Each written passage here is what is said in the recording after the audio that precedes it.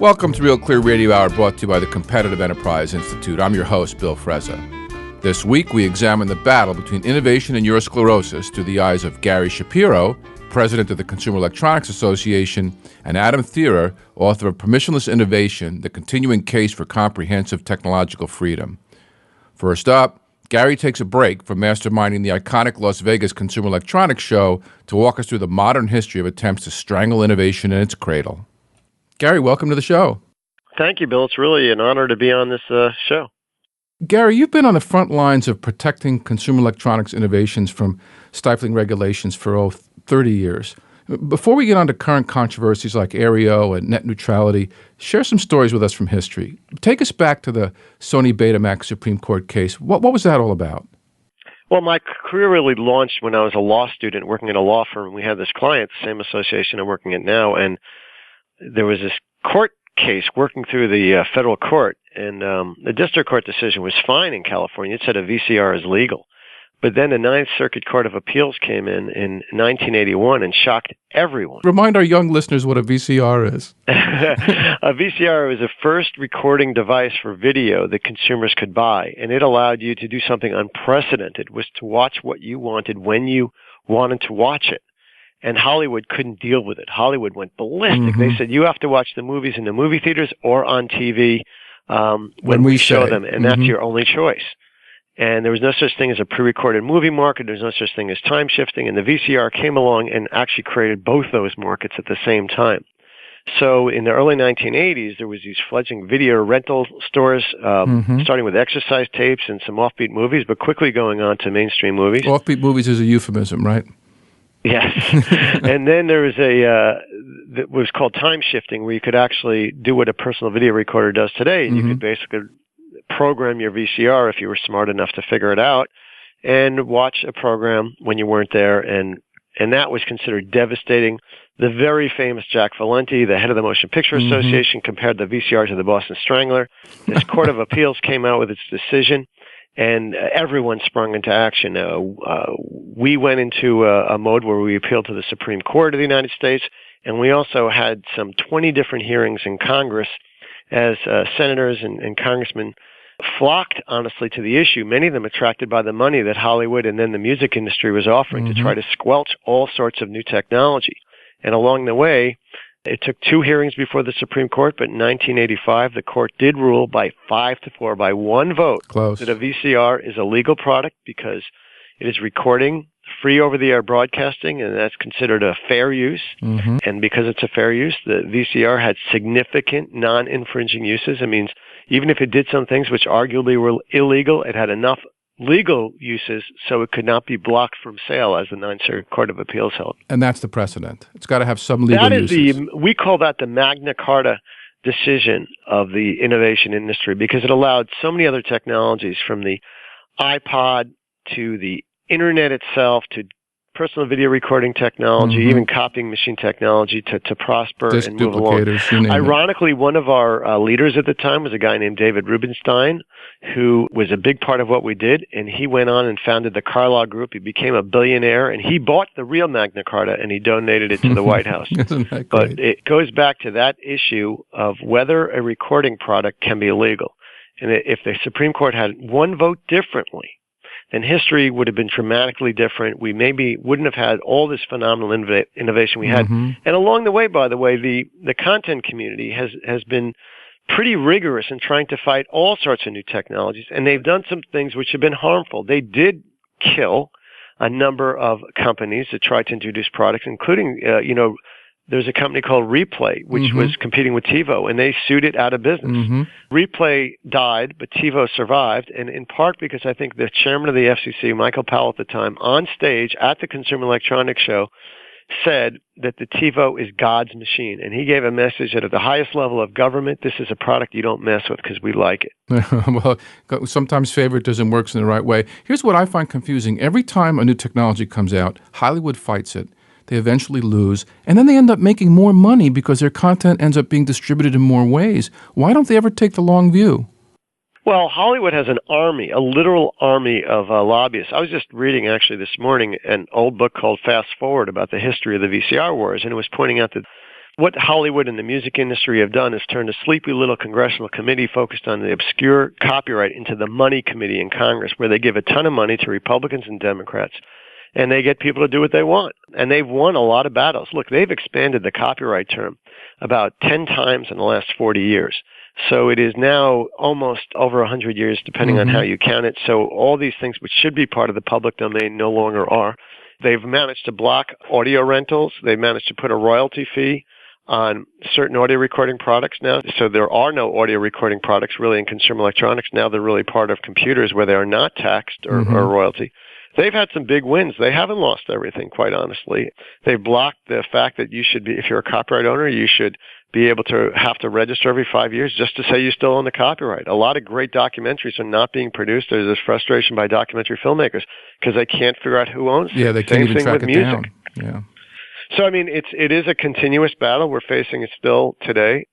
I was just in the Supreme Court a few weeks ago where there was an argument on Aereo. And let me tell you, the line of Supreme Court lawyers was so long. I got there 2 hours before the argument. I couldn't get in. Let's tee that up with a little background because I do want to talk about the Aereo case. But, one of the most interesting negotiations in business is the who pays whom conundrum. When two parties need each other, can benefit from each other, and each are trying to seek leverage to extract dollars. Take us through the history of must-carry, the battles between broadcasters and cable TV operators, and where we are today with the Aereo case.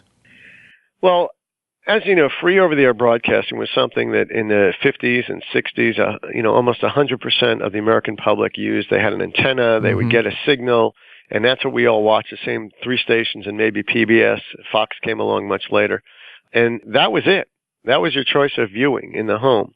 Broadcasters really didn't jump on the cable bandwagon. They thought it was too small, and cable didn't jump on the satellite bandwagon, and none of them jumped on the internet bandwagon. So basically, there's always something new that's come along, and now it's obviously Netflix, and it's streaming, and all sorts of different ways of getting a video signal. So today, only 7% of American homes actually rely on free over-the-air broadcasting. Yet all these rules and laws and free spectrum are still out there because the broadcasters are a phenomenal lobby.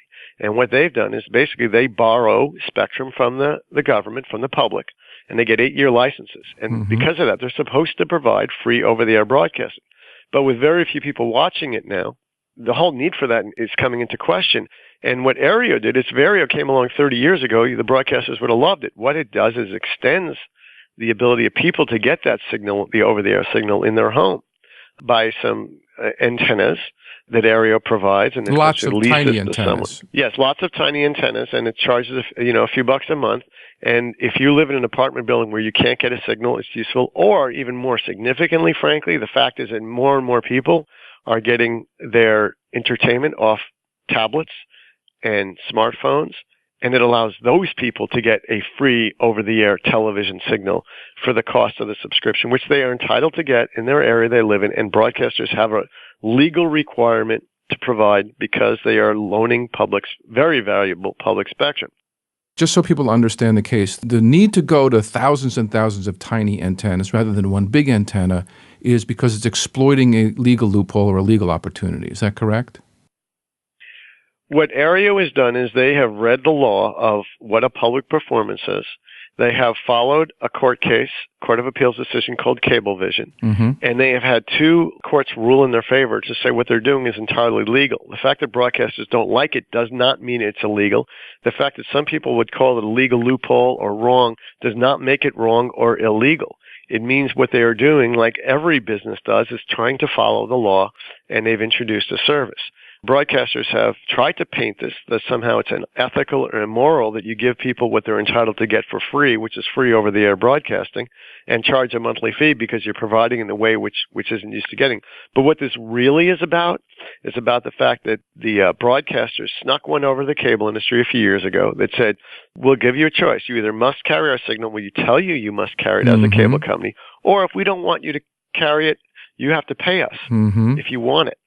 And that is called retransmission consent. And now it is approaching $4 billion a year that the cable companies are giving to broadcasters to get this signal. And the broadcasters are concerned that that business model of $4 billion, even though it's a lot less than what they get from advertising, will fall apart if Aereo and other services survive? Or why would a cable company would just replicate Aereo? So it is about money. But to me, it's really about whether a free over-the-air broadcaster who is sitting on spectrum that's extraordinarily valuable should be providing it to 7% of the population, and that is considered a public service. And it's gotten to the point where it's almost absurd, and it's just through political might trying to protect an industry. And if they had this 20 or 30 years ago, they would be all over it because it expands the free over-the-air advertising audience, which is what they're selling to advertisers. Let's focus on that misuse of spectrum for a moment. It's a historical anomaly in that they're being lent the spectrum. They don't own the spectrum the way people who acquire it at auction do. Speculate for a moment. If you took all the broadcasters today and handed them the property rights to their spectrum, you gave them a license and fee simple, you told them they could do whatever they want with it, how long would it take before they sold it all out to the mobile industry? That's an excellent question. The odds are pretty high, though a lot of them would sell out, especially the non-network affiliated, the less popular stations that are at the upper end of the dial that very few people actually watch.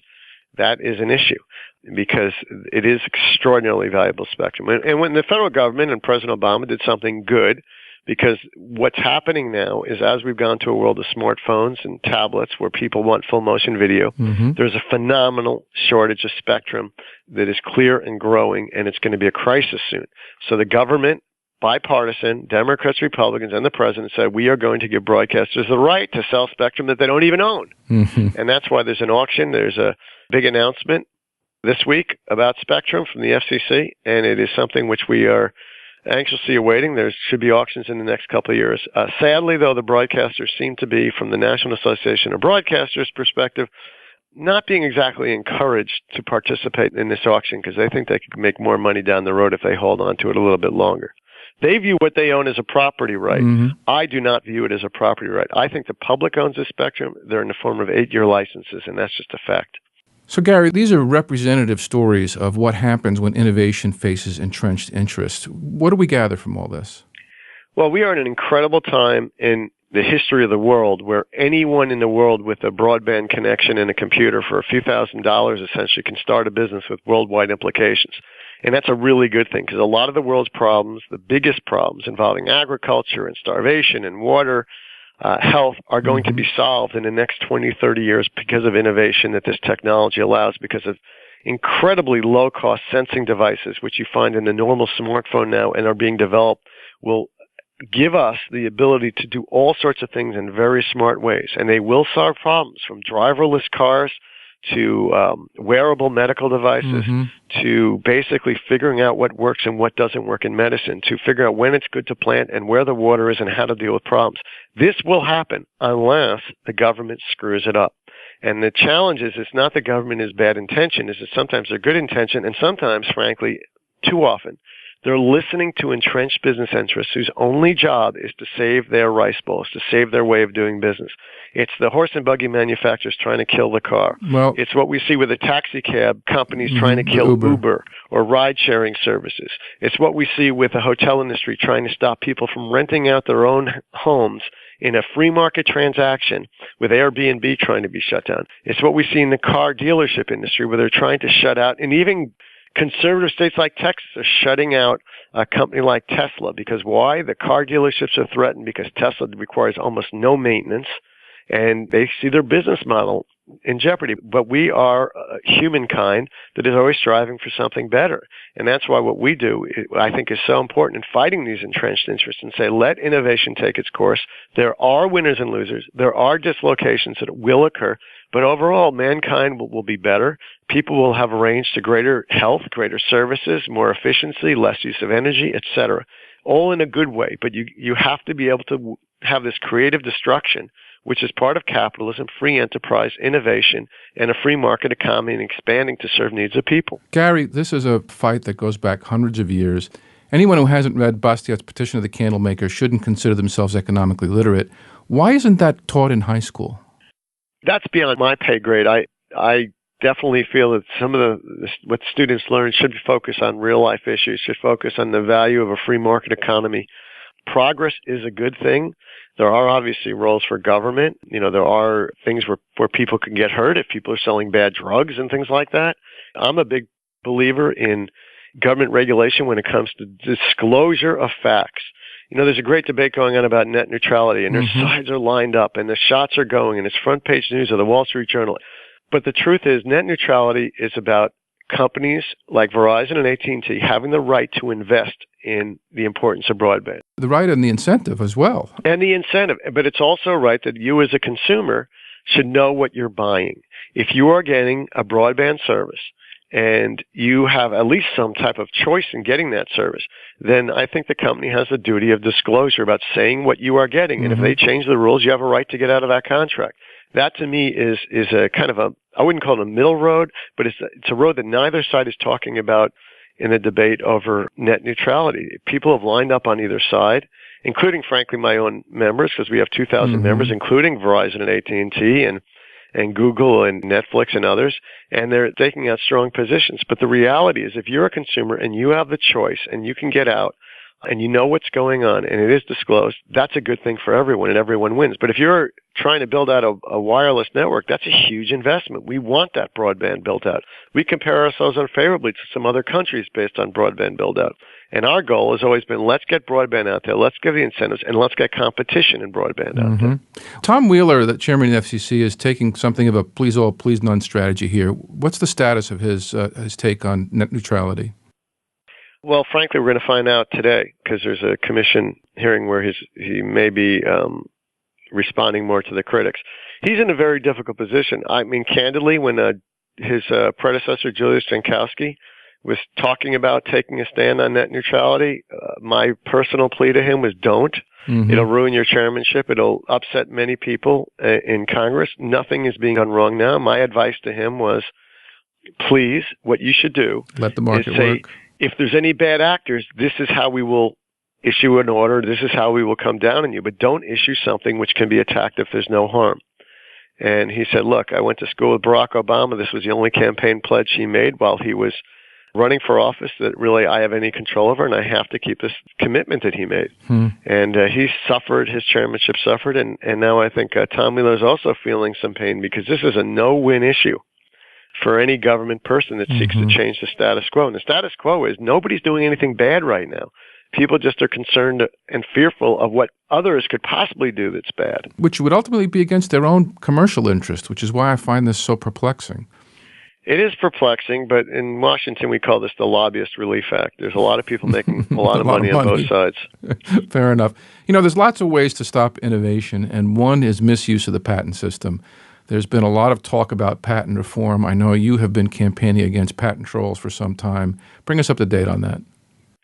Well, it seems almost logarithmic in its increase. We had a meeting a few weeks ago where we asked our 45 board members how many have been hit by a troll letter in the last few weeks, and a lot of hands went up. And at the end of the meeting, one came up to me and says, I just got hit with one during this meeting. Define what that is. Define a troll letter.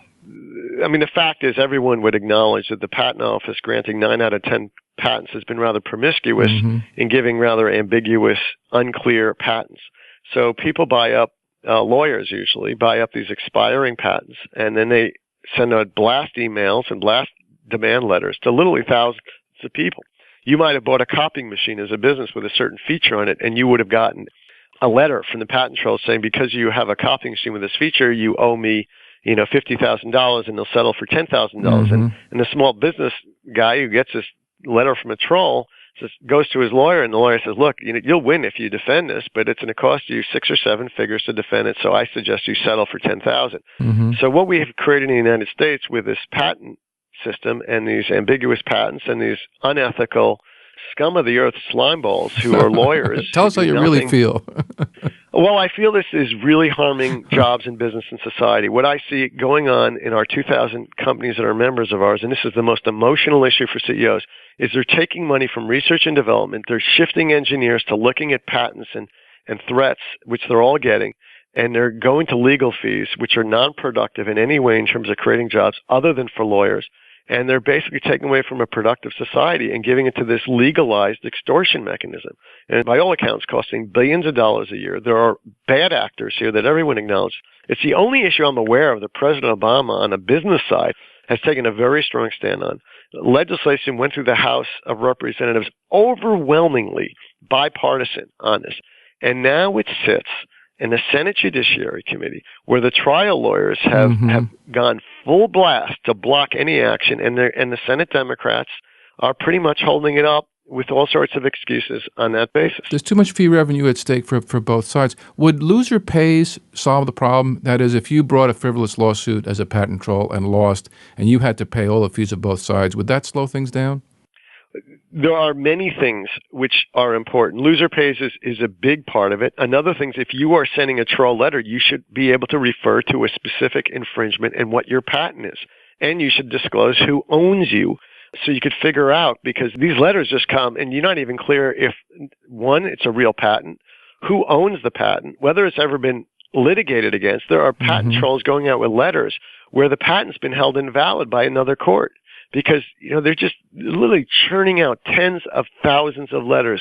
And it's just not technology companies. These are coffee shops, internet retailers, hotels.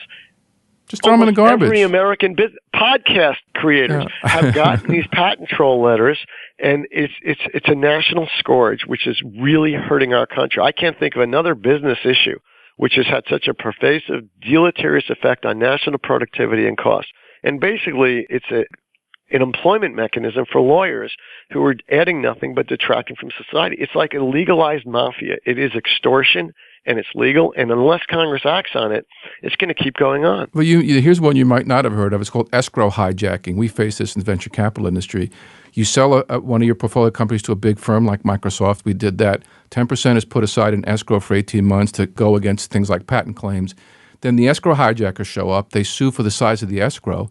The acquiring company has no incentive to protect itself because it doesn't care about the money. And you as the seller are now faced with negotiating for your own money. And usually they hold out and want the whole thing. It's pretty ugly. For a patent claim. Yeah, for a bogus patent claim. Right. So you've experienced it. I've talked to Senator Mark Warner, a Democrat. He experienced it himself as an investor. He's emotional about it. I've talked to Senator Hatch. I've talked to others, Republicans and Democrats, who have looked into the issue. They're vehement on this. Gary, bring us up to date on the Consumer Electronics Show. I used to go to Vegas every year. It used to be the largest show in Vegas at the time. I don't know if it still is. Is it still going strong? Absolutely. This is the world's largest innovation event. It's only open to business and reporters and investors and anyone connected with a business of innovation who wants to bring things to market. It's 160,000 people every January in Las Vegas. And the reason we do it is because we are focused laser-like on the fact that innovation is our national destiny. It's the destiny of the world, and it will solve the problems. And we also think it's going to solve a lot of the problems we face in the United States in terms of economic growth, in terms of the deficit. Our board determined a long time ago that we are in trouble as a nation given the promises we made with entitlements, given all the expenditures we have, and we're not solving them. We certainly support a deficit reduction in the Simpson-Bowles Commission recommendations, but we also say, look, we got to get out of this through growth, and growth only comes from innovation. So what is it we can do as a nation for innovation? We said one of the things, we got to get buyers and sellers together and promote the cause of innovation. We have to deal with patent trolls. We have to make sure that there's free trade, a skilled workforce, great universities, all the things that a country should do for innovation so we get our nation on the right track. The CES is part of that, and certainly encouraging others to be innovative, making sure there's crowdfunding and money that's created for startups, focusing on startups is all we do. And we run the CES for startups. We have a portion of it called Eureka Park, which is now approaching 300 companies that are startups, and we're seeing great results. Walmart has gone around and placed orders there. Mark Cuban's made $1 million investments there. And one of the companies that was a Eureka Park company just last year sold for $2 billion already. I have a lot of fond memories of CES. And Gary, you wrote a book called Ninja Innovation, the 10 Killer Strategies of the World's Most Successful Businesses. I haven't had a chance to read it yet. What will I find in there? Well, it's the second book. The first was The Comeback, How Innovation Will Restore the American Dream, which focused on the policies we need as a nation, many of them which have been and are being adopted to make sure we're the most innovative country in the world. This one is more about what the most successful companies have done, the CEOs have done. It takes the concept of ninjas, which are, the Japanese ancient warrior who won against great odds with great flexibility, building a great team, and also doing things different. And that's what I've seen in some of the best companies in the world, from Amazon to Apple to IBM to Monster Cable and others. And I've gotten to know their CEOs, and I talk about what they've done as companies, what you can do as a person, what a government can do. It's all a matter of mindset. And in the U.S., I'll tell you, we are blessed with all the ingredients we need for innovation. It comes from our Constitution, our First Amendment. You challenge the status quo. The old guys will try to keep you out in government, but you have a right to stand up to them. It's and in a our right blood. to petition your government. We raise kids so they're asking questions in school. They may not learn great by rote, but they're always saying, why can't we do it better? We take risks, and if you fail, that's not a badge of dishonor. We're one of the few countries in the world, maybe Israel and Canada, the other two, where you could fail and then move on and start a business again. And we have a culture that encourages innovation, and we have the tools, and we have to capitalize them. And that's what Ninja Innovation is about, making sure that you move forward and you learn from one thing. You learn from your failures, not your successes. Gary, it's been a lot of fun catching up on an industry where I spent a good part of my early career. Thanks for being on the show. Thank you. I still feel you're part of our industry with what you're doing and talking about some of the important issues before society. Wonderful. We'll keep in touch. Thank you. That was Gary Shapiro, president of the Consumer Electronics Association, here on Real Clear Radio Hour, brought to you by the Competitive Enterprise Institute. I'm your host, Bill Frezza. Ahead, Adam Thierer from the Mercatus Center at George Mason University digs into the contrast between the American heritage of permissionless innovation and the precautionary principles sweeping across Europe. Stay tuned.